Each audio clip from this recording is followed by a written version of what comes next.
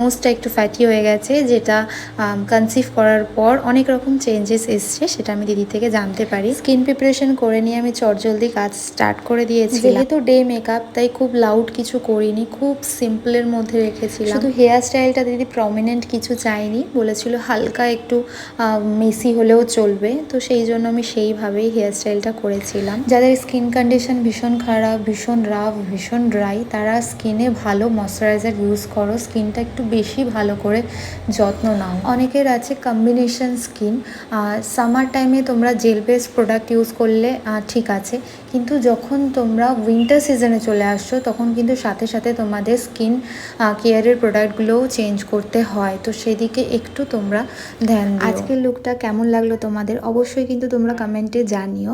আর 2026 এবং 27-এর bridal booking কিন্তু আমার চলছে, তোমরা যারা বুকিং করতে চাইছো তোমাদের স্পেশাল দিনগুলো, তারা নিচে দেওয়া নাম্বারে আমাকে কন্ট্যাক্ট করে নিতে পারো।